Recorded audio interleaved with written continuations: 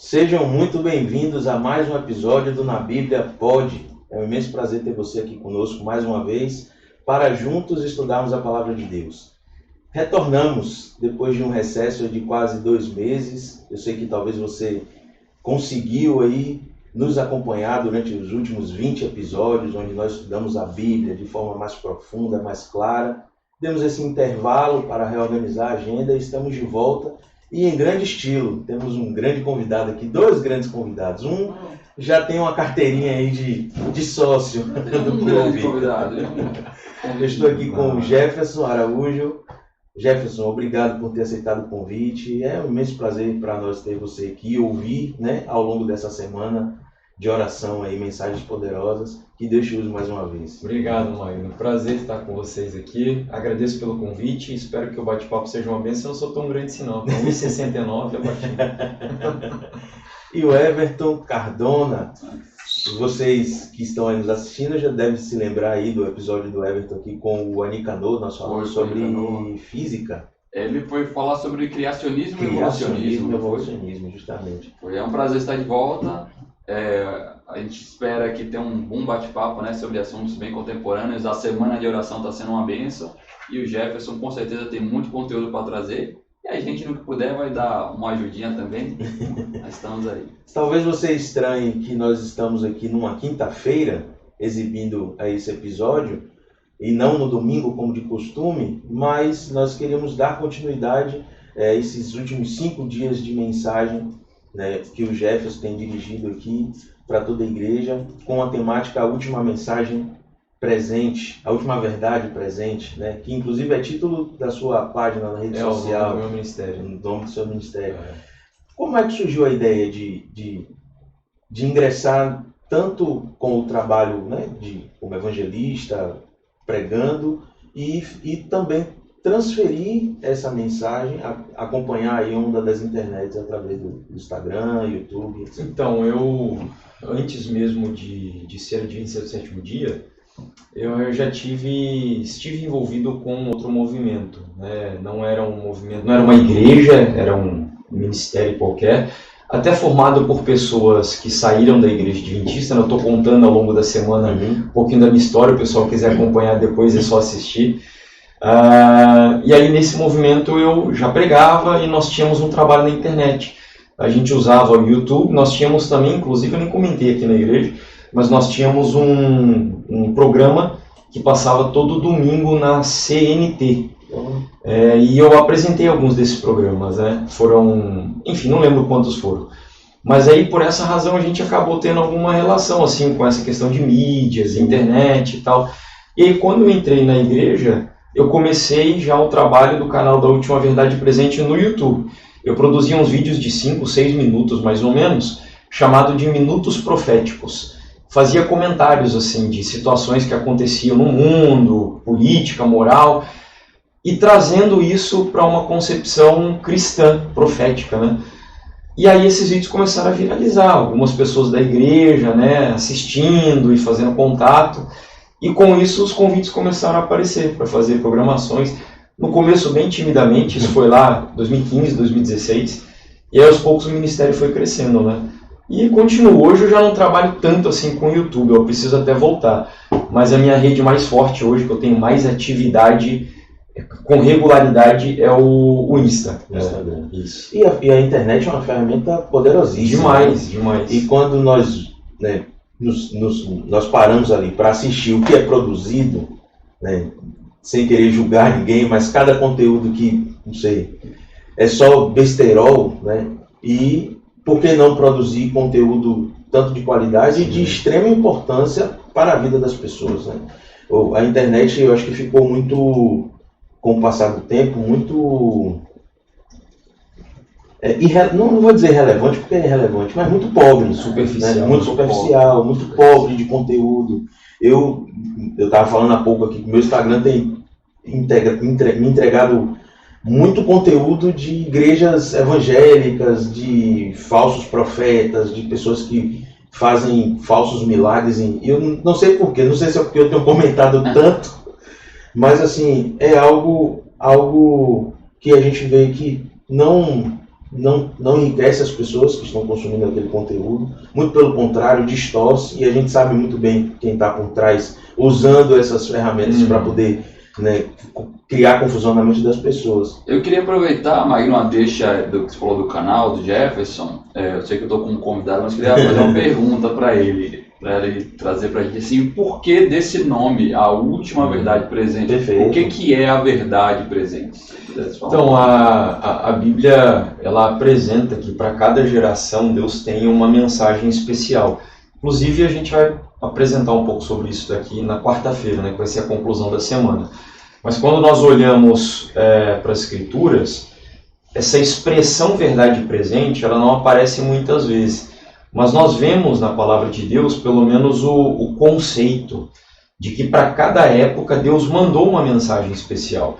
Tem não é exatamente uma parábola, mas Jesus conta um episódio usando uma experiência do cotidiano da época dele para ilustrar essa ideia. E ele diz assim: quem é o servo fiel e prudente, a quem o seu senhor deixou encarregado dos demais servos, para lhes dar o sustento a seu tempo? Bem-aventurado aquele servo a quem o seu senhor, quando vier, achar fazendo assim. Então, essa era uma experiência comum da época de Cristo, né? Porque tinham algumas famílias que possuíam escravos, e entre os escravos havia um que era uma espécie de um gerente. E esse escravo, o administrador do lar, ele tinha a responsabilidade de alimentar bem os demais escravos da família na ausência do chefe da casa. E aí Jesus diz, então, ele usa esse contexto, né?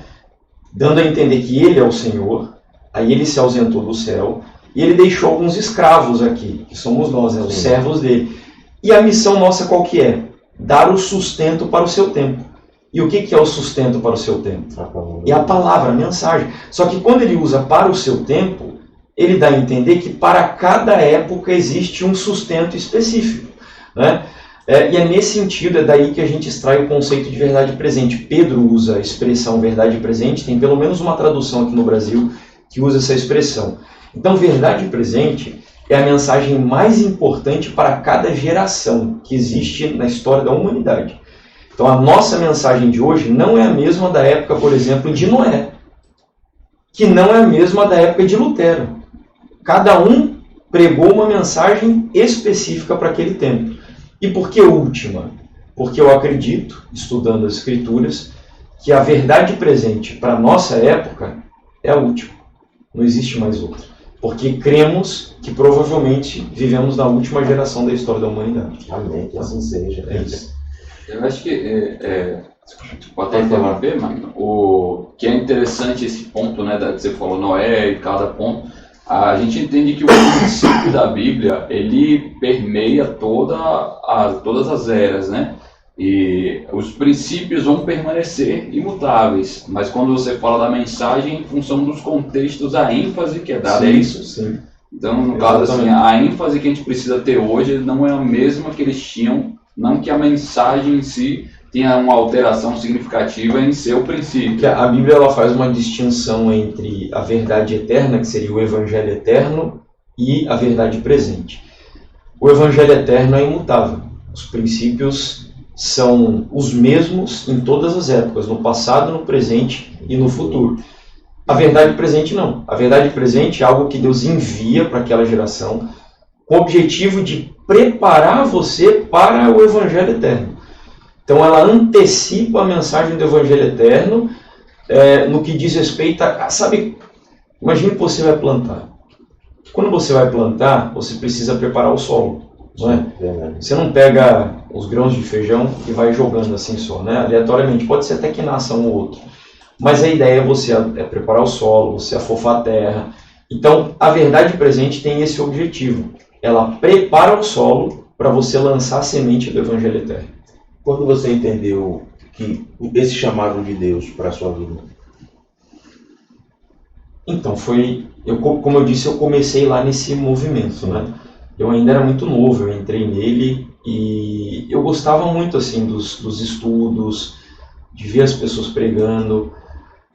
E aí acabei assim, aos poucos, ganhando espaço. Eles viram ali que quando eu comentava alguma coisa, eu falava bem e tal, e começaram a me convidar para pregar. Acabei me tornando um dos líderes desse movimento. E no ano de 2008 eu recebi, 2009 na verdade, eu recebi a proposta por parte deles de virar um obreiro no Rio de Janeiro. Porque nós, comentei, tínhamos o programa na CNT e a sede da CNT é no Rio. Então lá nós tínhamos muitos espectadores, né? E as pessoas começaram a ligar dizendo, olha, a gente quer ser acolhido aqui, queremos estudar com vocês, ser batizados. Eu batizava pessoas, era como se fosse um pastor, né, desse movimento. E aí não tinha ninguém lá no Rio de Janeiro. Então a liderança chegou a um acordo e me perguntou se eu aceitaria ser obreiro no Rio de Janeiro junto com outro amigo meu, que também já estava lá. E aí eu fui para lá com a minha esposa, né? Então foi ali que eu comecei a trabalhar como um missionário.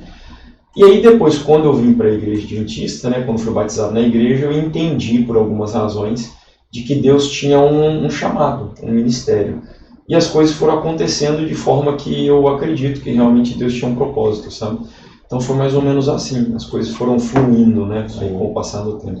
Porque assim como é comum a aceitação ao chamado de Deus, o entendimento, abrir a mente, que Deus nos direciona, né, por vias diferentes, mas com o mesmo propósito, que é pregar o Evangelho. Sim. Eu gosto muito da ideia que eu aprendi com uma amiga minha, ainda recém-batizada, Lua. Ela é missionária, mas ela viveu um tempo, né, no campo missionário.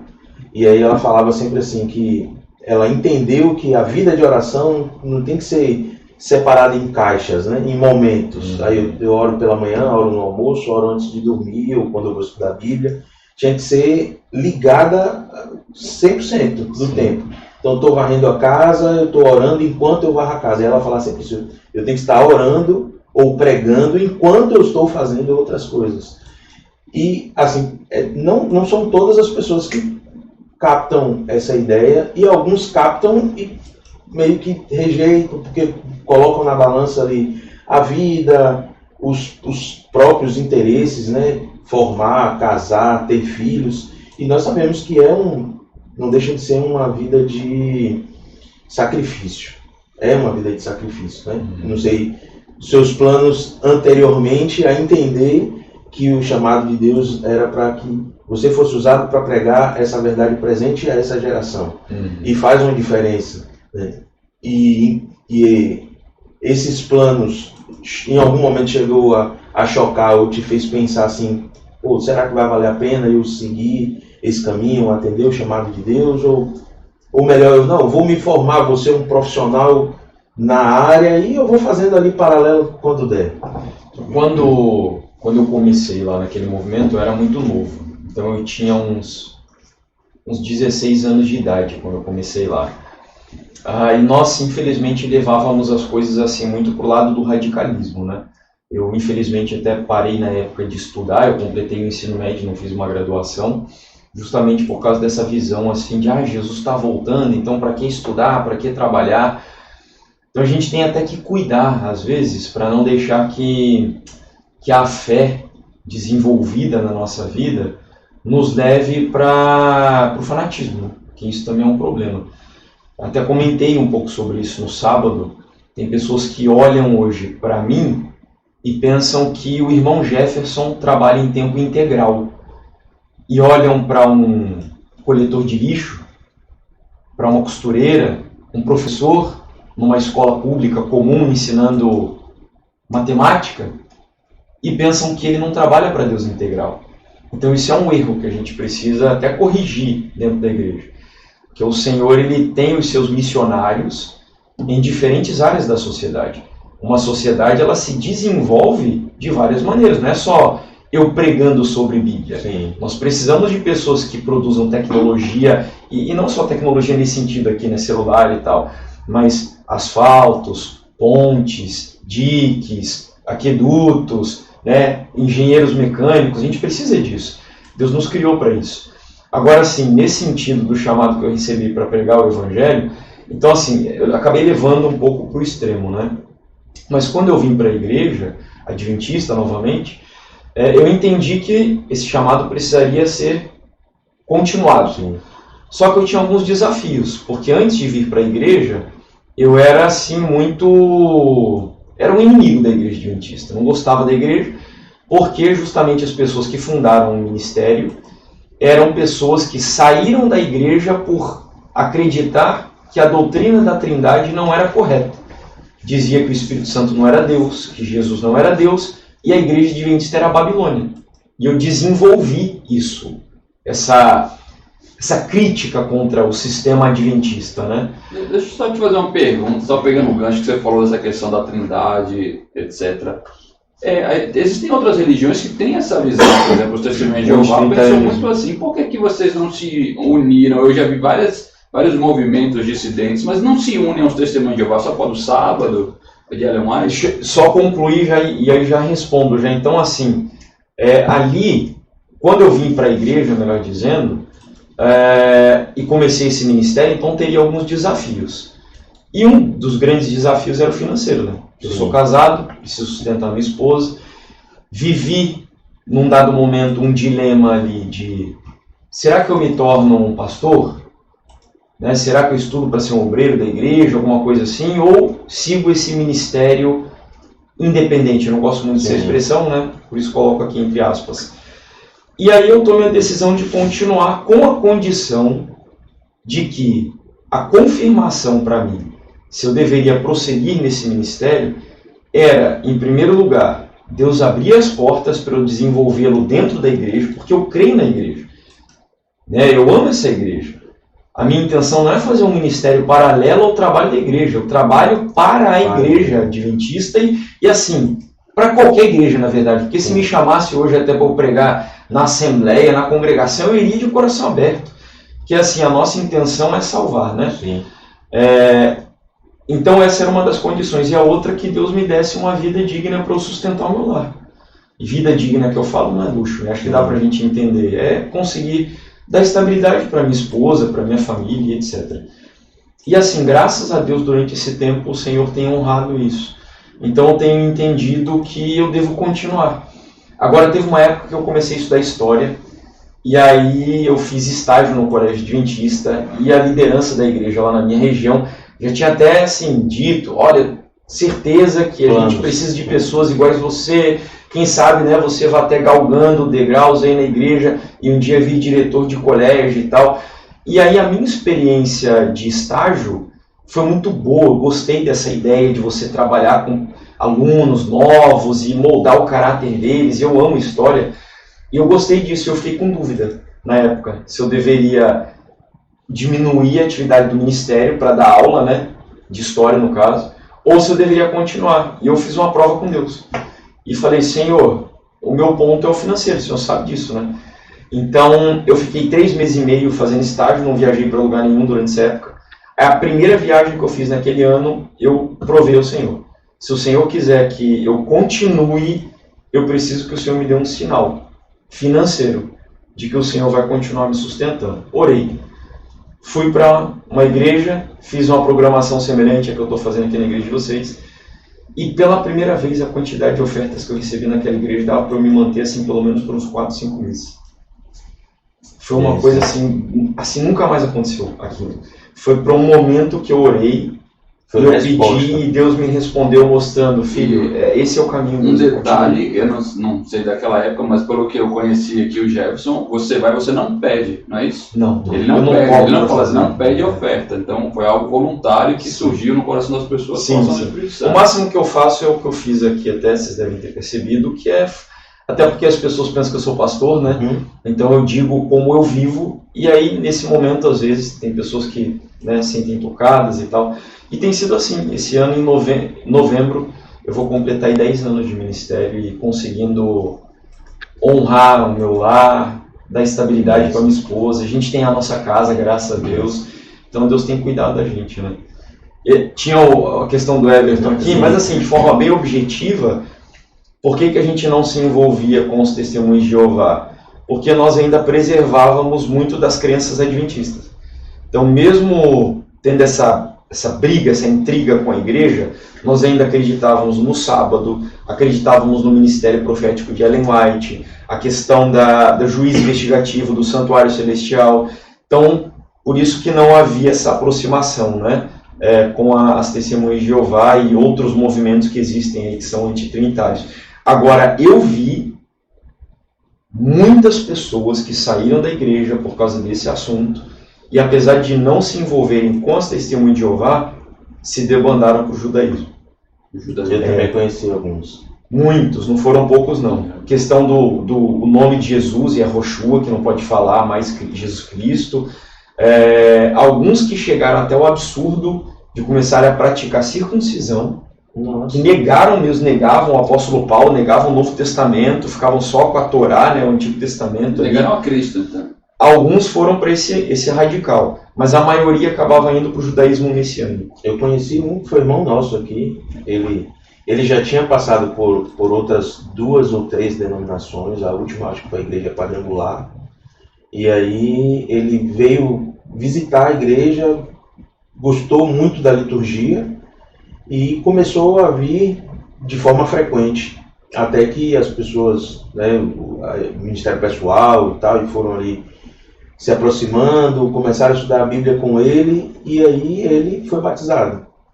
Mas, assim, coisa de 6 meses, ele deixou de vir à igreja, e quando nós fomos procurar saber, ele já estava se envolvendo com um grupo ali, né, de judaísmo, e já estava prestando culto, e enfim, já estava bastante envolvido.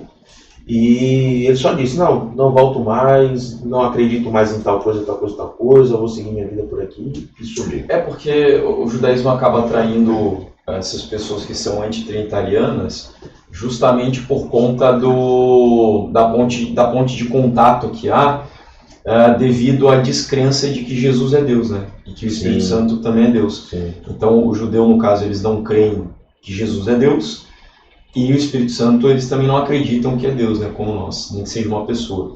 Então existe essa ponte de contato. Aí alguns antitrinitarianos cristãos acabam sentindo essa atração pelo judaísmo.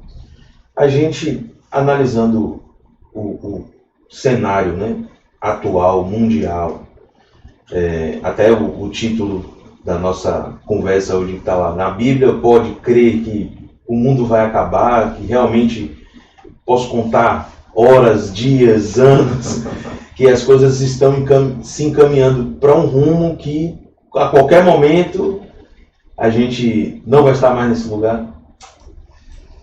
Então, Magno, a gente acredita como cristãos que o mundo, nas condições que ele está hoje, não é o plano de Deus para a nossa vida. Deus nos criou para viver eternamente. A morte não fazia e não faz parte dos planos de Deus. A gente parece que sente, o ser humano sente que o mundo dá a impressão que ele é um projeto que deu errado. A questão é que não é um projeto que deu errado. Os propósitos de Deus nunca serão frustrados. Pode ter tido um desvio de rota por causa da entrada do pecado. Mas o plano da redenção, até lembro, é lógico que isso não deve ser levado para todos os idiomas, né? Mas aqui quando a gente fala de redenção em português, ele nos permite assim até ter uma noção do que é essa ideia, o propósito de Deus. Porque redenção é um retorno ao Éden, se a gente para analisar o sentido da palavra. Então, o plano de Deus é justamente restaurar o plano original dele. A ideia primária do Senhor, que é a vida eterna, uma vida de glória a Ele, acima de tudo. Contato com a natureza, né, enfim, é aquilo que está lá no Éden, esse é o plano de Deus. Então a gente acredita, baseado nas Escrituras, que esse plano permanece e ele vai atingir o seu ápice, a sua consumação com a segunda vinda de Jesus. Então hoje nós estamos vivendo num mundo que está como que num trem descarrilhado, indo ao precipício, negando os propósitos de Deus, e tudo isso e muito mais são sinais de que o fim se aproxima de maneira galopante e veloz. Então quando a gente olha para a natureza, quando a gente olha para a moral, quando a gente olha para a questão financeira do mundo, espiritualidade, guerras, então os sinais estão aí diante dos nossos olhos. Eu sei que tem muitos céticos que quando a gente usa essa questão dos sinais, eles dizem assim, Ah, mas vocês, crentes, cristãos, falam isso já há tanto tempo, e sempre existiu guerra, sempre existiu terremoto, sempre... É verdade, sempre existiu.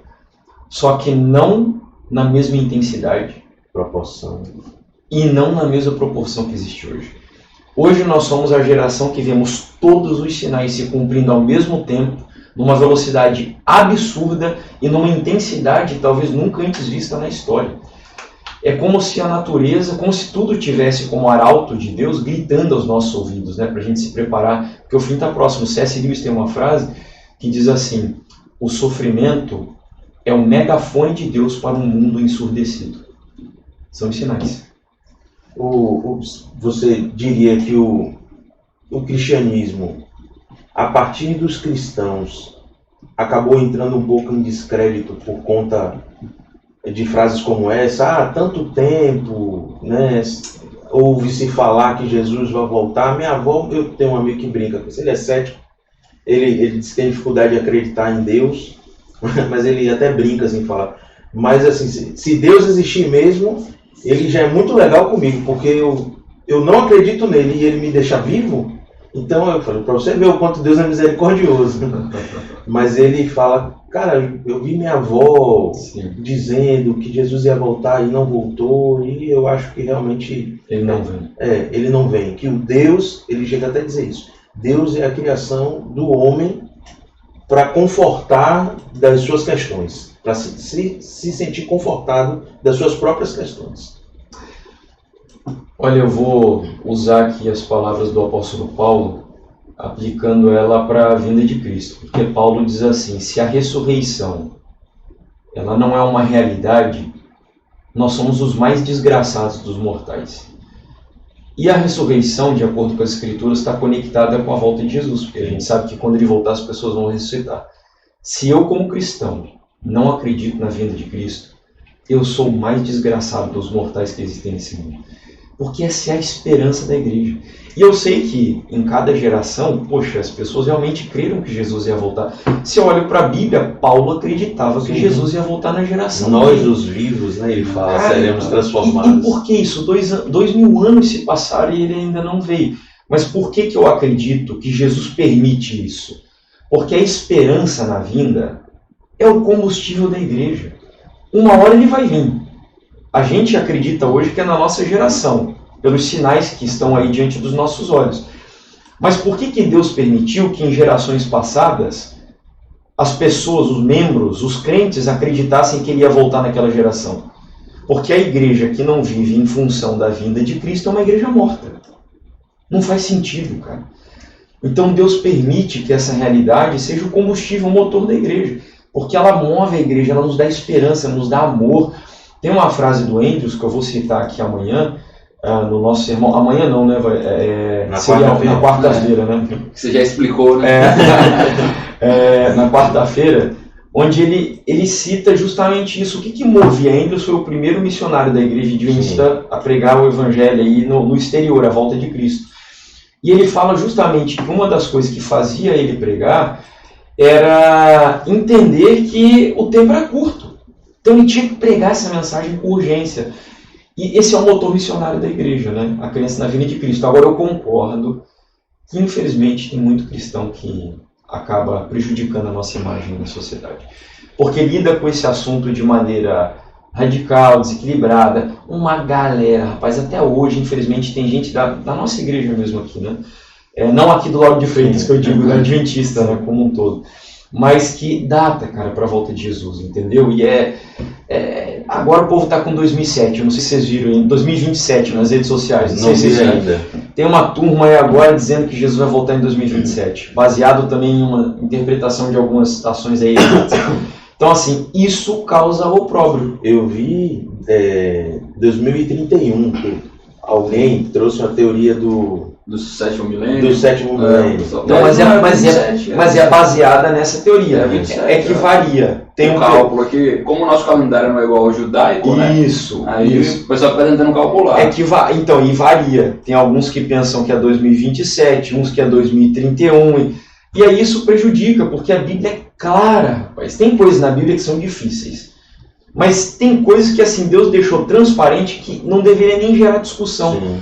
E ele falou que sobre o dia e a hora ninguém sabe. Mas o povo é tão rebelde que a galera pega esse texto e sabe o que diz? O dia e a hora ninguém sabe, mas o ano dá pra saber. Sem brincadeira. O pessoal usa isso como uma uma coisa. O adventista principalmente, porque a gente lê, o grande conflito até cita, né?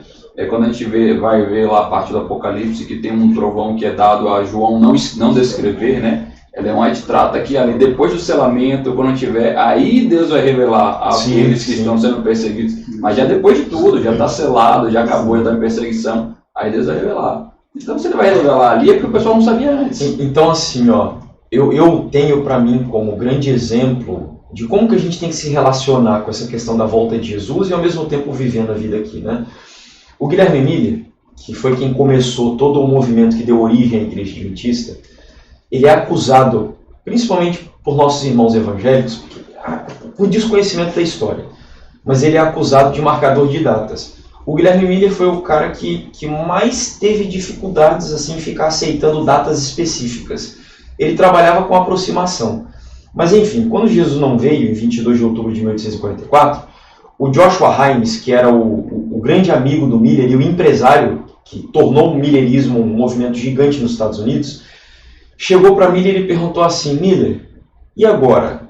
Qual será a outra data que nós vamos esperar Jesus voltar?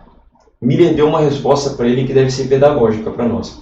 Ele disse assim: fixei a minha mente num outro tempo, e daqui eu não me moverei até que Deus me dê mais luz. E esse tempo é hoje, hoje e até que ele venha. O que Miller quis nos ensinar com isso? Não importa se Jesus vai voltar daqui a 200 anos, daqui a 100, 50, 5, 300. O que importa é que eu tenho que estar preparado hoje e até que ele venha. E é isso que a gente precisa aprender, entendeu? Certa vez eu ouvi um pastor dizer: a gente crê que Jesus vai voltar literalmente. Só que nós também acreditamos que o tempo da volta de Jesus é o tempo de uma vida. Sim. Cara, quando eu ouvi um pastor falar isso, é simples, mas é muito profundo, entendeu? Porque para algumas pessoas, Jesus vai voltar em 20 anos, 30. Porque quando eu morro, não significa que eu vou para o céu naquele momento, né? Mas o destino da minha vida foi selado ali. Sim. Entendeu? E a gente se esquece disso às vezes. E é engraçado que eu já ouvi também algumas pessoas falando que essa variedade, né, de denominações cristãs que deveriam falar de forma uníssona, né, a respeito da Bíblia, da volta de Cristo, de Deus, e não faz, né, cria um descrédito em quem ainda não abriu o coração para Cristo. Né? Mas é uma coisa interessante que você falou disso aí, né? A religião cristã é a religião mais diversificada do mundo, né? Acho que não tem uma outra religião. E aqui tem mais de 3 mil no Brasil. Então a gente vê, do ponto de vista espiritual, né? Há uma guerra espiritual. Como o pessoal costuma dizer, né? Ninguém falsifica uma nota de R$3. Então o inimigo ele atua justamente onde está o povo de Deus mesmo. Onde está a verdade, né? Onde está a verdade. Inclusive é dito que quando Ellen White foi chamada por Deus, surgiram vários profetas na época dela. Diz que tinha um monte de profetas surgindo. Então uma das formas, né, do ponto de vista espiritual, de se enganar é justamente você criar várias coisas parecidas ou diversificações daquilo do que trabalhar em oposição declarada. Sim. Então eu enxergo muito desse ponto de vista essa questão. E outro detalhe é que isso é mais um sinal do tempo do fim. Sim. Essa diversidade de falsos evangelhos. Pedro fala na segunda carta dele. Muitas pessoas pensam que assim, a marca da igreja no tempo do fim é uma igreja forte, uma igreja pujante, uma igreja, né, triunfante. Isso vai acontecer. E Jesus prometeu que a igreja vai triunfar. Só que antes de chegar essa época, a marca da igreja no tempo do fim é uma apostasia profunda. Isso é bíblico. Isso está presente em Laodiceia, quando fala da mornidão da igreja. E isso está presente em Tessalonicenses também, quando o apóstolo Paulo ele fala da apostasia, que seria um dos sinais, né, do fim dos tempos. É só importante dizer que a apostasia na igreja é diferente de apostasia da igreja. Então o diabo vai tentar, introduzindo o joio no meio do trigo. Isso é bíblico, não tem para onde a gente correr. Agora, significa que a igreja vai se corromper? Não. O diabo tem corruptos dentro dela, mas Deus vai sustentá-la. Agora, por que a gente está comentando sobre isso? Porque essa diversidade de falsos profetas, de falsos evangelhos, de falsas doutrinas, isso tudo é bíblico, é sinal do tempo do fim. A Bíblia usa o exemplo de uma mulher, que é símbolo da igreja, com um cálice cheio de imundícias da sua prostituição, para representar isso que a gente está vivendo. Abrindo um pequeno adendo aqui, né? Quando a gente vai lá no grego, esse termo imundícias da sua prostituição, ele é tão forte. Sabe o que ele dá a ideia? É o próprio sêmen que a mulher utilizou para se prostituir com os amantes dela, que está introduzido no cálice que agora ela dá para os outros beberem.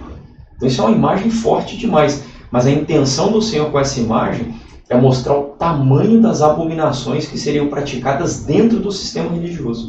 E é o que a gente vê hoje aqui. A gente está comentando no off aqui, né? Determinadas é muito figuras aí da internet. O nosso país hoje se tornou um antro de abominações dentro do cristianismo, infelizmente. Tem um ponto que me chama a atenção, que a gente falou, por quê, né? Por que a religião, além daquilo que a gente comentou agora, por que a religião cristã tem tantas denominações, além dessa questão do aspecto do ataque espiritual, eu penso assim, o cristianismo verdadeiro, ele tem um princípio, né? Ele zela por um princípio que não é zelado em outras religiões e que proporciona e que dá a chance, né, de ser mal utilizado para isso, que é o princípio da liberdade de consciência. Sim. Quando o cristianismo estava ali distorcido e na forma dominante do catolicismo ali medieval, você não tinha tantas variações de religiões cristãs, porque ele não seguia esse princípio do cristianismo.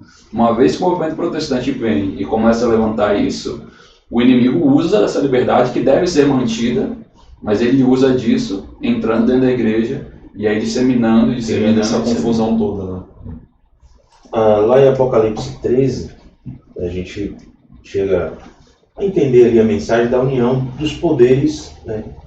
E como eu falei, a internet hoje, talvez se não existisse a internet, boa parte também da informação não chegaria a boa parte das pessoas, assim como a desinformação chega. Mas a eleição do presidente americano, a eleição de um papa americano, união de poderes, até no mundo religioso, né? Outras instituições religiosas, que é o que o que se chama de ecumenismo, por exemplo, né?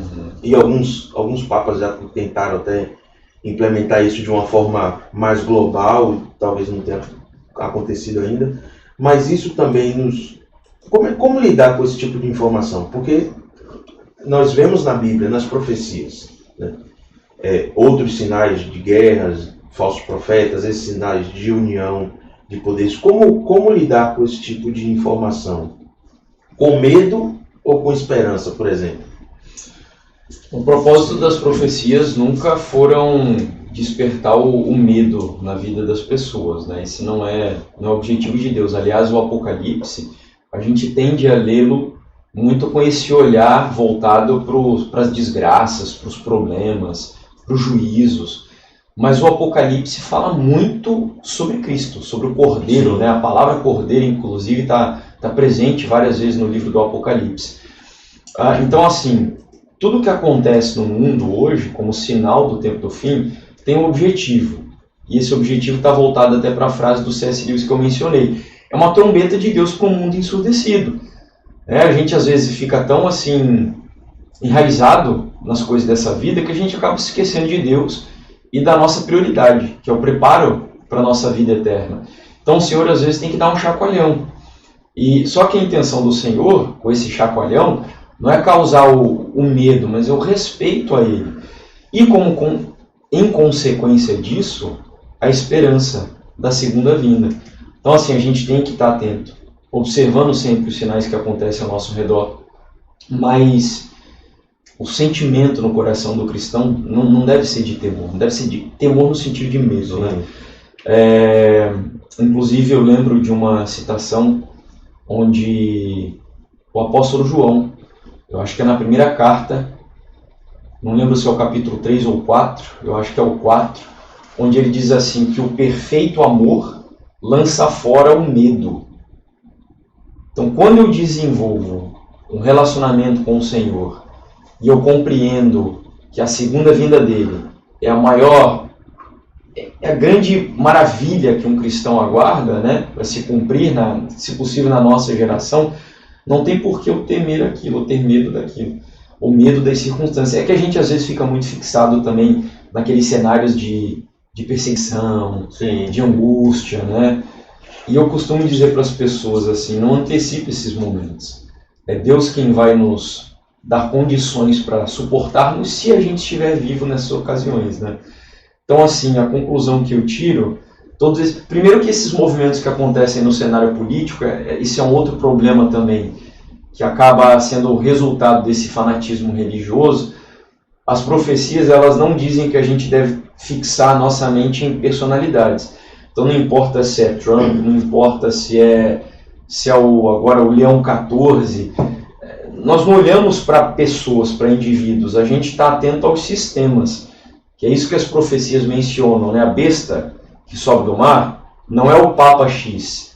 Nós, como adventistas, acreditamos que é o papado. A besta que sobe da terra não é o presidente Y. Nós acreditamos que é os Estados Unidos da América. Então é óbvio que dependendo de quem está lá, as coisas acontecerão de uma forma diferente. Mas a gente não deve ficar antecipando e com medo, e nem só com medo, mas tampouco prevendo, porque a Bíblia não tem essa intenção. Profecia não é adivinhação.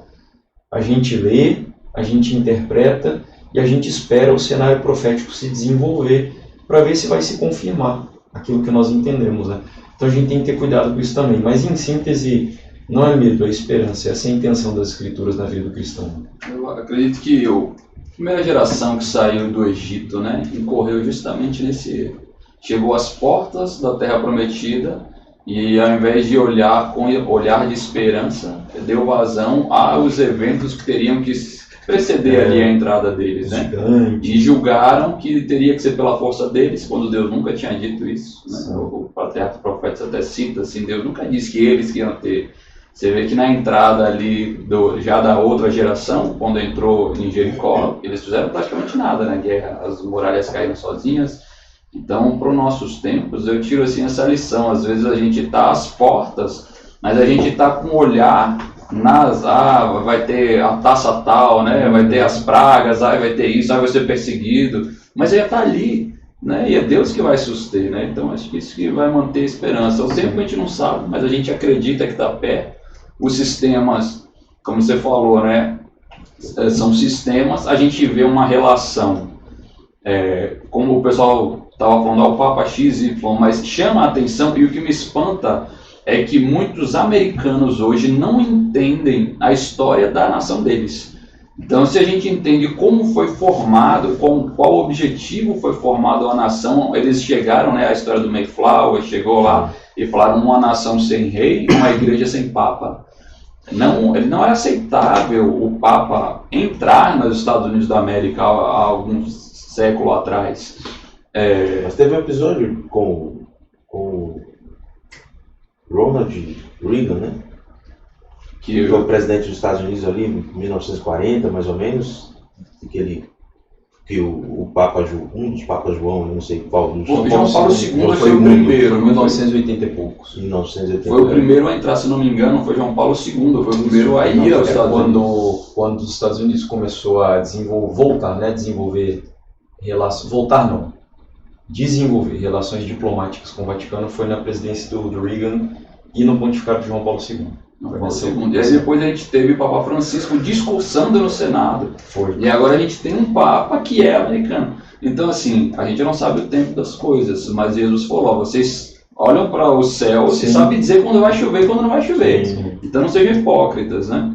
Então a gente está vendo as coisas se encaminhando. Então um amigo meu falou, mas as coisas sempre estiveram se preparando. Eu falei, não, mas Hoje está praticamente pronto. A gente não sabe o tempo, não sabe quando, mas a gente vê um movimento. Mas como você falou, o nosso dia é hoje, né? Sim. É estar atento, mas viver hoje. Eu lembrei aqui de uma citação, está em Tessalonicenses, 1 Tessalonicenses capítulo 5, que eu acho que tem a ver com essa questão do medo ou da esperança, né? Jesus fala assim, ó: mas irmãos, acerca dos tempos e das estações, vocês não necessitam de que... Jesus não é Paulo que está falando, né? Não necessitam de que eu vos escreva.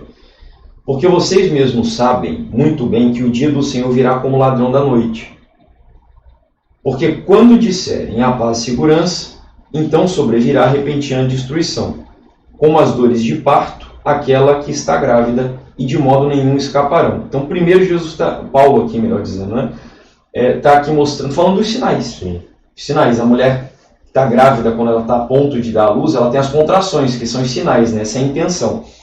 Só que Paulo começa dizendo que a vinda de Cristo ela é como um ladrão. Um ladrão, quando ele entra dentro de uma casa, ele, amanhã, quando for mais ou menos 1h30 da manhã, vou estar por aqui. Se prepara, ele vem de surpresa, não é? Só que olha que interessante. Mas vocês, irmãos, já não estão em trevas, para que aquele dia vos surpreenda como um ladrão.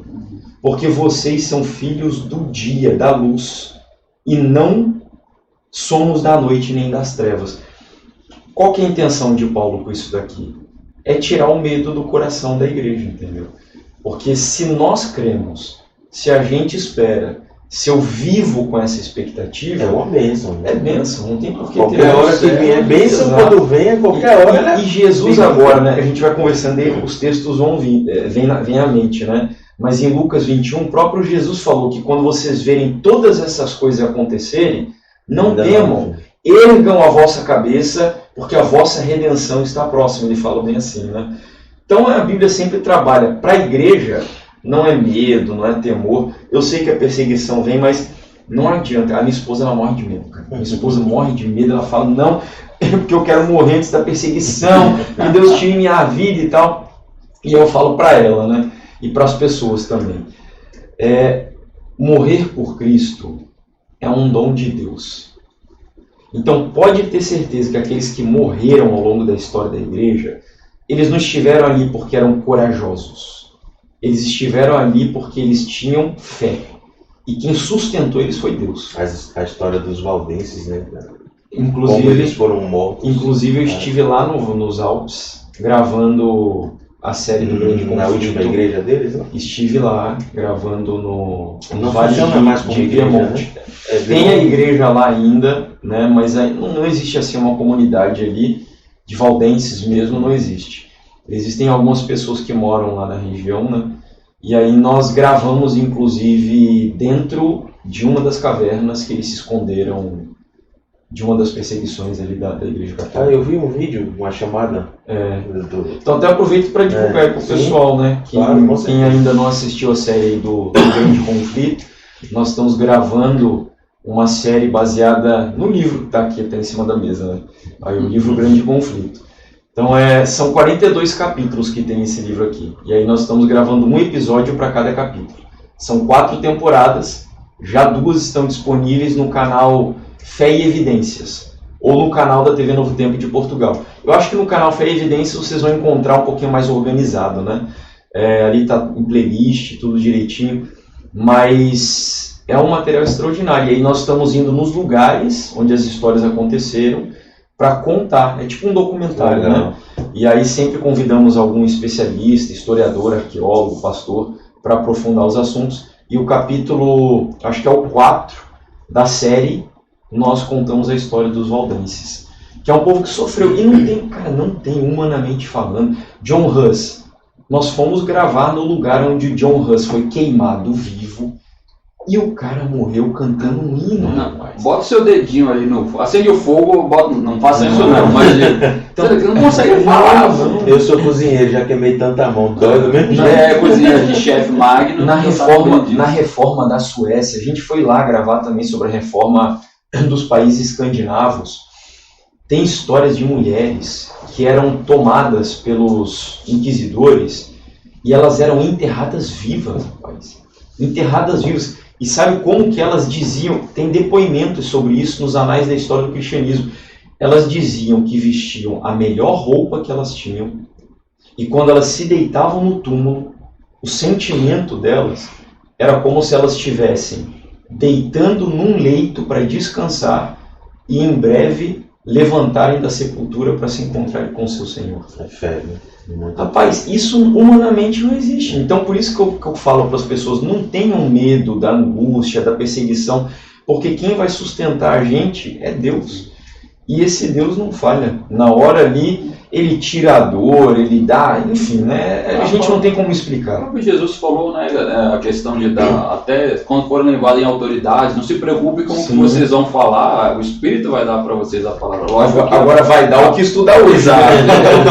não vai assim, não tô nem aí, de repente vai, não. Você vai lembrar daquilo que você buscou, né? É tipo assim, o crente que vai estar preparado para esses momentos, que assim não precisa ter medo, não é aquele que hoje vive a vida relaxada, não é? Então a gente tem que ter comunhão com Deus, tem que entrar nessa temática. Então vamos lá. O papel do cristão, do verdadeiro cristão que crê na volta de Cristo, que se prepara para isso. Qual o papel do cristão nesse tempo que nós vivemos? Então a gente tem a missão de proclamar essa verdade acima de tudo, porque o Evangelho, se existe um sentimento que ele tem que ser exterminado da vida do cristão, é o egoísmo. E levando isso em consideração, o Evangelho ele tem o propósito de usar pessoas que foram alcançadas por ele para a gente alcançar o máximo de pessoas possíveis. Porque assim, o Evangelho ele dá um novo significado para a nossa vida. E nesse novo significado que ele nos dá, o altruísmo está presente ali, porque é algo tão brilhante que a gente descobre, nós entendermos, né, que Deus planejou para a gente a vida eterna, que Deus planejou para a gente um lugar que não tem sofrimento, que não tem acidente, que não tem dor, que não tem nada disso. Isso é tão bom que o cristão ele quase que é impelido a compartilhar isso com outras pessoas. Então esse tem que ser o nosso motor, entender que o presente que nós recebemos hoje, nós recebemos para repartir. Essa é a nossa missão. E é claro que, para cumprirmos essa missão, nós só vamos estar aptos a cumpri-la se eu tiver algo para repartir. E ter algo para repartir exige uma vida de relacionamento e comunhão com Deus. Senão você vai ser um crente vazio, querendo compartilhar nada com as outras pessoas para deixar as pessoas ocas, né? Então, a gente precisa ter esse relacionamento com o Senhor. E é através disso que a gente vai conseguir aí desenvolver a nossa missão. O Senhor fala, né, ir por todo mundo, pregar o Evangelho. Para quem é adventista, está nos acompanhando, nós que somos adventistas, nós temos a nossa missão também voltada ali em Apocalipse 14, que fala dos 3 anjos que vão pelo meio do céu. E essa metáfora que a Bíblia usa, ela nos dá a ideia de velocidade, ela nos dá a ideia de urgência, ela nos dá a ideia da universalidade da mensagem. Então nós temos uma mensagem que é mundial, nós temos uma mensagem que é urgente e nós temos uma mensagem que deve ser compartilhada a todo mundo com muita rapidez. É por isso que a internet tem que ser usada também, né? Que é o trabalho que vocês estão fazendo aqui. Né? Perfeito. E você faz também, né? E a igreja de modo geral, assim, tem usado bastante. Aconteceu até um episódio que eu achei interessante, depois achei engraçado, mas depois a gente vê, se não é querendo enxergar a ação do demônio em todas as coisas, mas eu participei de uma reunião com a Associação Bahia de orientações de como usar as redes sociais, porque normalmente as redes sociais ligadas às igrejas, vem lá, Adventistas, Lauro de Freitas, é o nosso caso aqui, Adventistas, Vila Praiana e por aí vai. E o Instagram estava entendendo que era uma repetição de uma mesma rede e começou a derrubar as páginas. Derrubou a página da associação, da união, derrubou a página da divisão, a página do esqueci o nome do presidente. Adventistas Brasil? Não, o presidente DSA, esqueci o nome. Do Stanley. Do Stanley, derrubou a página do Stanley. E aí nós tivemos uma reunião para poder, assim, não replicar a mesma coisa, enfim, né, produzir os próprios conteúdos, não ficar replicando conteúdos, né? Sim. Porque era tipo um presidente da divisão fazia um conteúdo, todas as igrejas todo replicavam. mundo Aí ele replicava. entendia, é um robô. É um robô, justamente. Entendi. E aí, mas assim, isso a gente vê que a internet tem sido bastante utilizada Sim, sim. para esse lado, e isso é muito positivo. Precisa, né? Inclusive, quando a gente estuda aí as grandes revoluções da comunicação, nós vemos que o cristianismo foi muito beneficiado por elas. Parece que em cada momento, assim, onde na história da igreja Deus tinha uma mensagem que precisava ser espalhada, o Senhor proporcionou algumas revoluções nessa questão da comunicação. Por exemplo, na época ali da igreja primitiva, ela nasceu dentro do Império Romano, onde o Império Romano foi um dos mais desenvolvidos no sentido de conectar as províncias com as ruas, a conhecida Via Ápia, né? Que conectava o Império Romano inteiro. E isso beneficiou demais o cristianismo, demais. Na Idade Média, nós tivemos a imprensa de Gutenberg, né? Que ajudou também a dar uma velocidade grande para a mensagem de Lutero, da Reforma, né? E os caras demoravam demais ali para conseguir imprimir um livro. Sim. Antes, né? Aí quando a imprensa foi inventada, isso acelerou demais a mensagem da Reforma Protestante. Depois nós tivemos a questão da televisão, rádio e hoje a internet. Agora, na verdade, a gente já está, dizem alguns, até numa outra revolução, né? Que é a questão da inteligência artificial. Sim. Que já vai até mais além. Né? Imprensa livre, mais nas áreas do século XVIII, XIX, né? Século XIX que começou. Penso nos nossos pioneiros. Gutenberg, dos pioneiros da Igreja Adventista. Mas a imprensa de Gutenberg foi em 1500 e pouco ainda, na época de Martinho Lutero. E ele já conseguia replicar cópias? Já. A gente esteve gravando, inclusive, lá também onde Lutero esteve escondido no castelo de Wartburg, e ali tinham alguns livros dele. Então ele se beneficiou demais disso, né? Tinham pessoas que utilizavam, não eram imprensas como as que a gente conhece hoje, obviamente, né? Eram imprensas de tipos móveis. Mas assim, isso acelerou demais, eles faziam muitos livros. Os livros de Lutero foram parar, eu nem sabia, estudando a história para a gente contar aí na série, parar em outros lugares lá da Europa. Os reformadores, por exemplo, lá da Suécia que eu comentei, da Dinamarca e de outros lugares, tiveram contato com os livros de Lutero e muitos deles iam para Wittenberg para estudar lá e voltaram para o país para disseminar as ideias da reforma. João Rus também deixou alguns escritos. Então, Rus também. Mas aí Rus é anterior a Lutero, né? Um século mais ou menos. E aí quem foi beneficiado pelas ideias de Rus, John Wycliffe também, já foram os reformadores que vieram depois. E ajudou a baratear muito, né? Porque Demais. diziam que a Bíblia era caríssima. Sim. Qual mensagem você deixaria, Jefferson, para quem está nos assistindo, a respeito da última verdade presente, né? E de como lidar enquanto cristãos e não, né? Especialmente para aqueles que ainda não aceitaram, né, a Cristo como Senhor e Salvador das suas vidas? Então, amigo, nós cremos, e isso foi repetido várias vezes aqui, que nós vivemos aí com expectativa na segunda vinda de Cristo. Cremos pelos sinais, quando a gente compara com as Escrituras, que Jesus em breve voltará. Agora, isso é uma crença que precisa ser desenvolvida de forma individual. Então, a esperança que eu tenho hoje, que o Everton tem hoje, que o Magno tem, ela não necessariamente será a sua esperança. Para que você tenha essa crença arraigada no seu coração, você precisa buscá-la. Então, o meu desafio, estude a Bíblia. Gaste um tempo todos os dias lendo a palavra do Senhor, lendo livros que edifiquem a sua vida. Ocupe tempo com isso. E ore mais, ore a Deus, busque ao Senhor. E para você, especialmente aí que ainda não tomou a sua decisão de se entregar ao Senhor Jesus, chegou a hora. O momento é esse. Essa é a decisão mais importante da nossa vida.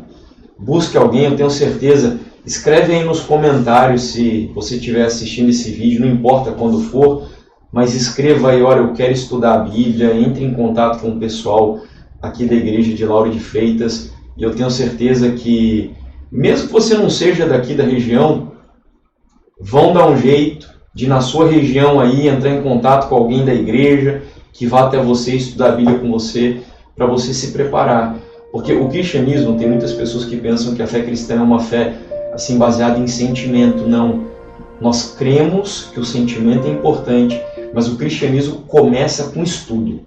Então você precisa estudar a Bíblia para você entender o que é a mensagem cristã.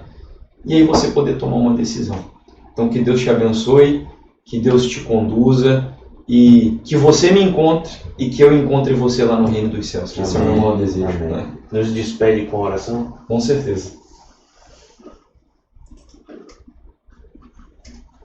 Querido Deus e bondoso Pai, nós agradecemos ao Senhor pelos momentos que passamos aqui, Pai, agradáveis, conversando sobre o céu, sobre a Tua Palavra, sobre as circunstâncias da nossa vida aqui na Terra.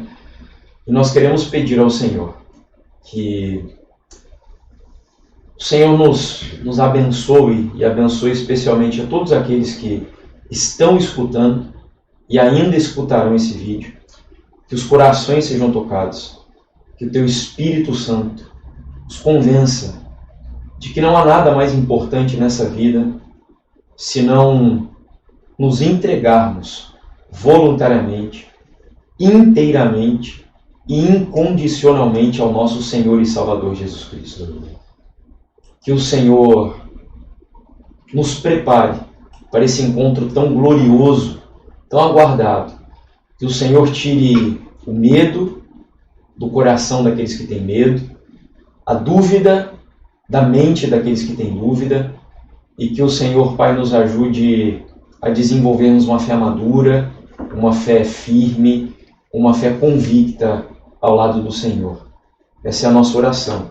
Esteja conosco, nos dê a Tua graça e a Tua paz, em nome de Jesus. Amém. Amém. Mais uma vez, obrigado, Jefferson. Que Deus siga te abençoando o seu ministério e que a cada igreja, a cada lugar, a cada pessoa que tiver contato contigo, possa sentir a presença de Deus através da sua vida e do seu trabalho. Amém. Obrigado. Everton, obrigado mais uma vez aí por aceitar o convite. Estamos aqui, Está aqui, eu que agradeço. Nosso objetivo hoje aqui era aproveitar o nosso convidado, nosso conhecimento, tempo de estudo e dedicação. Então eu que agradeço estar aqui podendo participar e agradeço ao Jefferson por ter vindo e aceitado o nosso convite para vir à igreja, né? E para vir aqui. Santana também está ali nos bastidores, cuidando hoje ali da transição de imagens, enfim, da parte técnica. E você também que nos acompanhou até aqui, muito obrigado por sua presença. Como a pedido do Jefferson, deixe aí nos comentários se você deseja estudar a Bíblia, o que você achou do conteúdo. Siga a rede no Instagram, a página no Instagram, Última Verdade Presente ADV. Todas as... Isso, exatamente. Não tem o a última, né? Não, Última Verdade Presente ADV.